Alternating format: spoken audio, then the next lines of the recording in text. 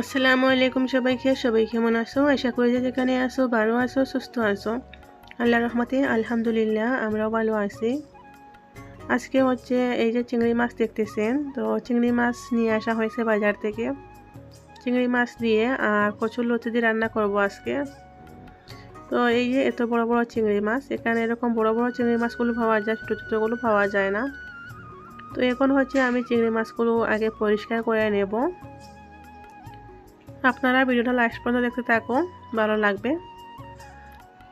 তো এখানে 1 কেজি চিংড়ি মাছ, এগুলো পরিষ্কার করে চিংড়ি মাছ দিয়ে আমি কি বানাই আপনাদের সাথে সব কিছু শেয়ার করব।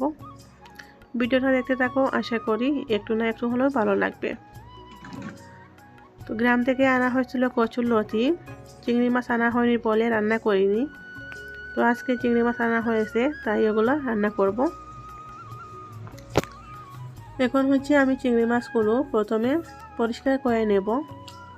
চিংড়ি মাছ পরিষ্কার করতে তেমন বেশি সময় লাগে না, তাড়াতাড়ি করে নেব।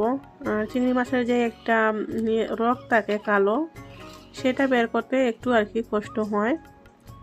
ওটা বের না করলে আবার খাওয়াও যায় না, খাওয়ার সময় কীরকম একটা বালু বালু লাগে। চিংড়ি মাছের কামড় দিলে তো একটু আর কি কীরকম বালু বালু টাইপের লাগে দাঁতের মাঝে, তো ওটা বের করতেই হয়। এই যে ওটা বের করে নেব। চিংড়ি মাছ পরিষ্কার করে চিংড়ি মাছ ভাজা করব। তারপর হচ্ছে চিংড়ি মাছের বাকল দিয়ে আর একটা রেসিপি করব, আপনারা দেখতে থাকুন। তো এখানে চিংড়ি মাছ পরিষ্কার করা হয়ে গেছে, এগুলো আমি ফ্রিজে রেখে দেব।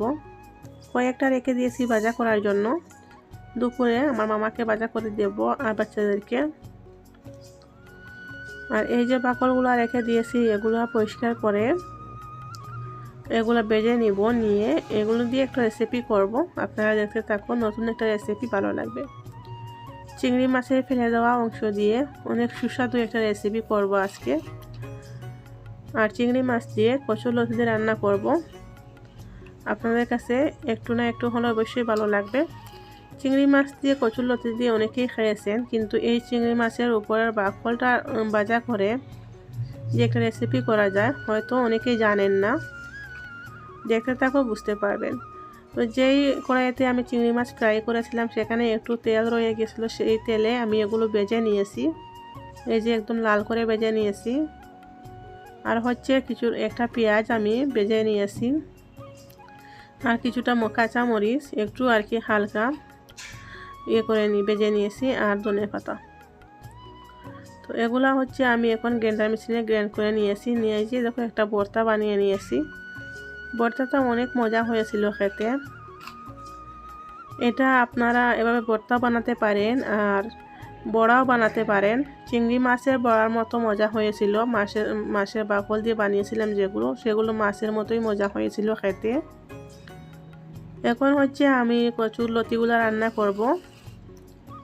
তো চিংড়ি মাছের ফেলে দেওয়া অংশ দিয়ে যে রেসিপি করেছি, আপনারা হয়তো দেখে বুঝতে পারতেছেন কিভাবে করেছি। এখানে কিছুটা চিংড়ি মাছ নিয়েছি, পেঁয়াজ নিয়েছি, তারপরে হচ্ছে কাঁঠালের বিচি দিয়ে কচুরলতি দিয়ে আর চিংড়ি মাছ দিয়ে রান্না করব। জানি না কে কে কাঁঠালের বিচি দিয়ে কচুরলতি রান্না করে খেয়েছেন।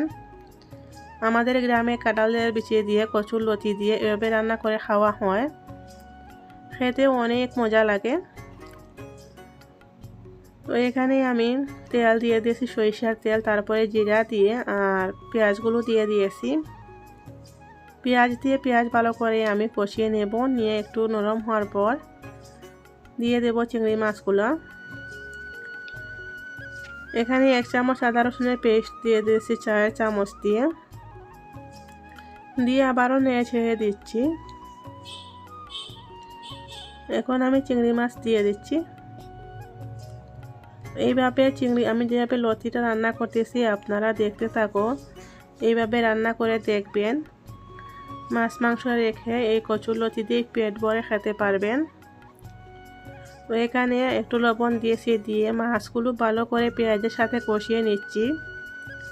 যখন এই মাছটার কালার একটু চেঞ্জ হবে, তখন আমি কাঁঠালের বিচিগুলো দিয়ে দেব। তো এই যে কাঁঠালের বিচিগুলো দিয়ে দিয়েছি, দিয়ে এখন আরও একটু কষিয়ে নেব। কাঁঠালের বিচি দিয়ে আবারও কষিয়ে নিচ্ছি, নিয়ে এখন মশলা দিয়ে দেব। এখানে হলুদের পাউডার, ধনিয়া পাউডার, তারপরে হচ্ছে মরিচের পাউডার, সব কিছু আমি আধা চামচ দিয়েছি। দিয়ে আবারও মশলার সাথে ভালো করে কষিয়ে নিচ্ছি। একটু পানি দিয়েছি যাতে মশলাটা পুড়ে না যায়। পানি দিয়ে আমি ভালো করে কষিয়ে তারপরে একটা ঢাকনা দিয়ে ঢেকে রেখে দেব কিছুক্ষণের জন্য। আর একটু পানি দিয়ে দিয়েছি।